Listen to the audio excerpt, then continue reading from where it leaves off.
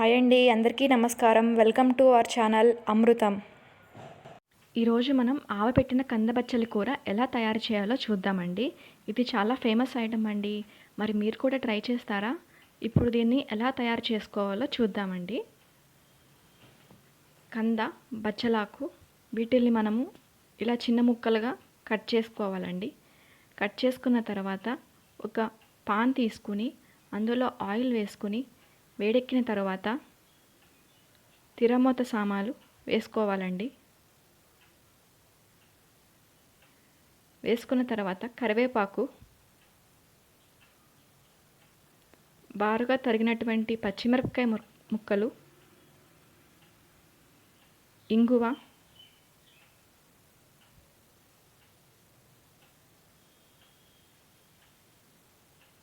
Cut చేసుకున్నటువంటి కంద ముక్కలు వేసుకొని 1 గ్లాస్ వాటర్ పోసుకొని మూత పెట్టి మగ్గనివ్వాలండి.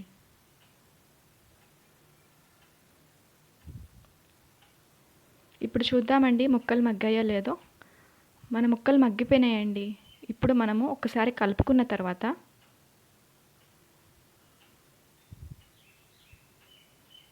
బచ్చలాకు కూడా వేసుకుందామండి.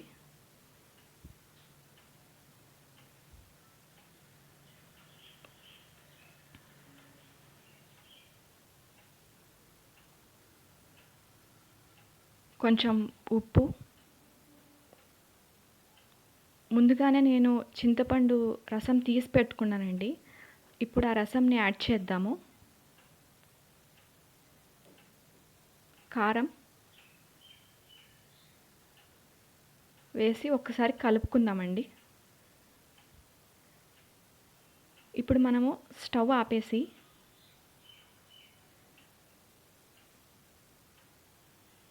ఆవపిండిని ఎలా తయారు చేయాలో ఇప్పుడు మనం చూద్దాం. 3 ఎండుమిరపకాయలు, అరంగుళం అల్లం ముక్క, 2 టేబుల్ స్పూన్ల ఆవాలు, తగినంత ఉప్పు, పసుపు. దీన్ని మనం మెత్తగా మిక్సీలో పేస్ట్ లాగా చేసుకోవాలి. ఇప్పుడు ఇది చల్లారిపోయింది కాబట్టి మనం చేసుకున్నటువంటి పేస్ట్ని ఇందులో వేసుకుందాం. ఈ ప్రాసెస్ అంతా మనము స్టవ్ని ఆఫ్ చేసి చేసుకోవాలండి, లేకపోతే మన కూర అంతా చేదుగా అయిపోతుంది, మనం తినలేం కూడా. బాగా కలుపుకుందామండి. ఇప్పుడు మనం దీన్ని సర్వింగ్ బౌల్లోకి తీసుకుందాం. అంతేనండి, మన ఆవపెట్టిన కంద బచ్చలి కూర రెడీ అయిపోయింది. మరి మీరు కూడా ట్రై చేస్తారు కదా. ఇలాంటి మరికొన్ని కొత్త రెసిపీస్తో మీ ముందుకు వస్తాం. Thanks for watching. Please to subscribe our channel Amrutham.